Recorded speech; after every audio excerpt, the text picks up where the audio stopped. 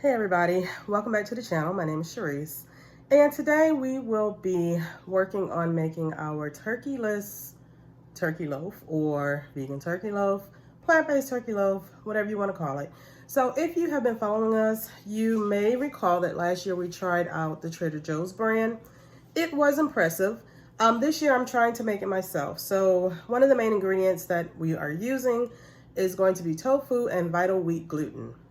The Vital Wheat Gluten allows it to get a meatier texture. And I actually made one last week using a can of beans.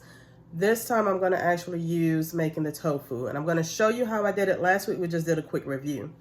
Now, I have to apologize because today has been a day.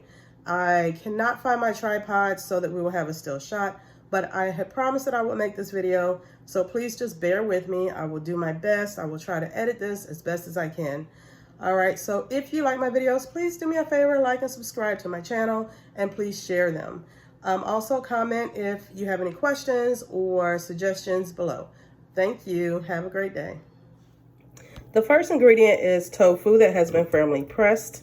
I started with firm tofu that was in water, and I pressed it out very well. My counter is clean, plus I'm eating it.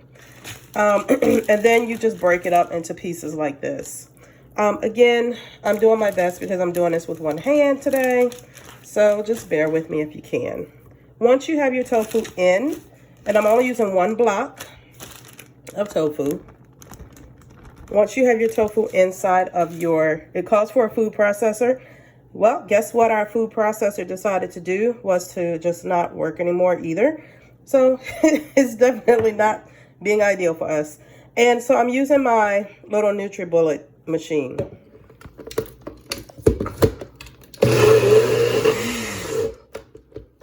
By pulsing the tofu, it made it into like a little bitty paste. And actually now I'm adding in the vegetable broth, which I already mixed in the liquid smoke. And I'm going to add in my 2 tablespoons of olive oil and all of my seasonings. So for my seasoning mixture, I've used sage, garlic powder, onion powder, nutritional yeast, and salt. So I'm just going to pour that in. Now the sage I'm using instead of poultry seasoning because I don't have that, but it actually yielded the same effect that you would normally get out of tasting a poultry seasoning. And to this, I'm also adding in 2 teaspoons of soy sauce. I did not go with low sodium. I just went with what I had in the cabinet. So we are going to go ahead and mix this all together. Before we go forward, I want to just show you what we use for the Vital Wheat Gluten. I would assume that you can find it in different brands, but this is what we use. This is what we get at our local grocery store. Now this is my liquid mixture. This mixture is a lot thicker than when I did the beans. So I don't know if the tofu has anything to do with that or not. So I'm going to pour this in first, and then I'm going to go ahead and scrape this out so I can get everything. You want to use a glass bowl and a silicone spatula or spoon to stir this up with to help keep it from sticking. We're using 1 1/3 cup of Vital Wheat Gluten. I'm just going to pour in about half of that. And you just want to fold it in. So with folding, you're not really mixing, you're just kind of turning the dough over. Once that has gotten mixed in, then you're going to sprinkle the remaining amount over the top and finish combining it in. So like I said, it's not really mixing like stirring it up. It's just kind of getting it combined so that it'll start forming into a dough ball. So this is the finished consistency of me mixing this up. Now I'm going to take a little bit of Vital Wheat Gluten and place it on the table, then on my hands, and I'm going to knead this for about 30 seconds. After kneading it, you're going to roll it and shape it into a loaf like that. And then you're going to take your foil, you're going to wrap it up tightly in your foil, and then it's time to go ahead and steam it. So you can steam it in your traditional steamer basket, or you can steam it in your Instant Pot or something like that. So I'm going to wrap this up and get my steaming basket together. Now this is my steaming pot or basket. So just so you know, it's a double basket in case you don't have one or have never done this before. You fill the bottom of the bigger pot with water. You don't want the water to come over the basket. You're going to place your loaf inside, and you're going to allow it to cook for 1 hour. So I am going to actually turn it down just a little bit because I've got it on high. Just going to turn it down to medium, and I'm going to let that cook for 1 hour. It's been 1 full hour for my turkey loaf to steam. So at this point, you could choose to go ahead and eat your turkey loaf, or you can put it in the oven and baste it, or you could keep it wrapped in foil and store it in your refrigerator for a few days. So it has cooked. It looks really good. It looks a little different than the other one that I made the other day. But of course, I have yet to bake it in the oven. So it's definitely solid. Everything did cook. And what I'm going to do is put this in my loaf pan. So here's my loaf pan. It's been through a lot of work. I'm going to spray the bottom to coat it. And I'm just going to place my turkey loaf in the pan. All right, so I've already made my basting solution. I've already made my basting sauce. So I'm just pouring it over top. And I actually doubled my recipe. So I'm going to pour this over. I've already preheated the oven to 350. And throughout the cook time, it only takes about 25-30 minutes to cook it. In the oven, I'm going to be basting about 3 times during that process. I doubled it so that if I want to make a gravy with it, I can. So this is my 3rd time basting here.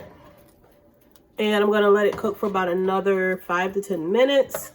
Then I'm going to go ahead and take it out and let it set.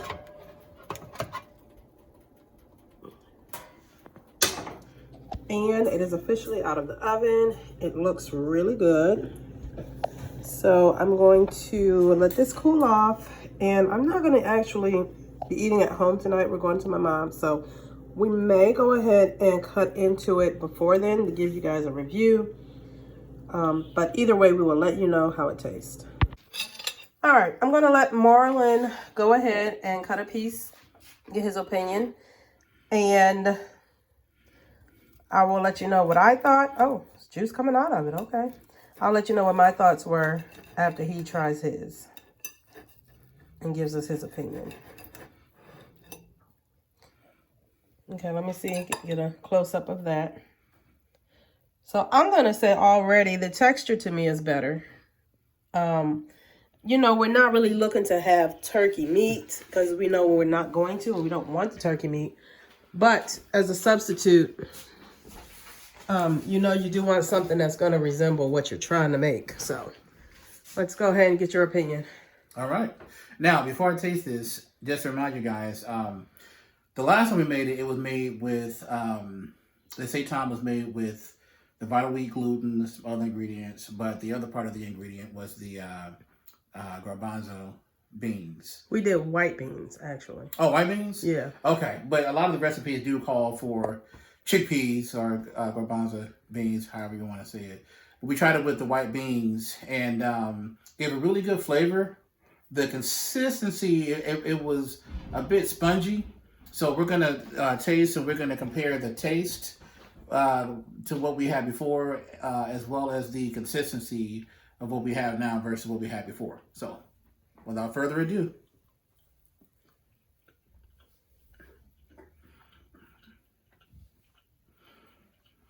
Right away,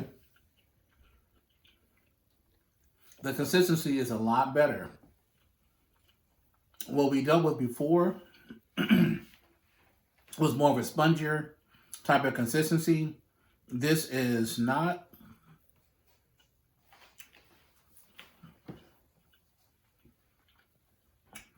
It's good. Actually, the flavor is good. The flavor is good.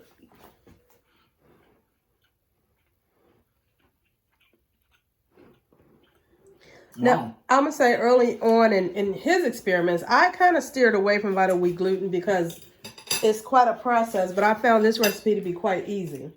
Now, in his prior experience messing with it, we always had that, I don't know how to explain it, but there was this taste of the Vital Wheat Gluten itself in the recipe. Oh, I can explain it.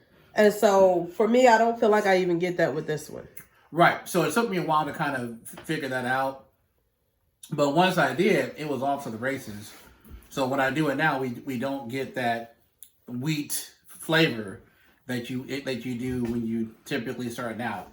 Even when we go to like a vegan restaurant or something, I can tell if it's a very experienced chef or cook, because if I can taste that vital wheat, I'm like, they haven't really perfected it yet. But that is really good. I kind of like it better than the last one, even the taste.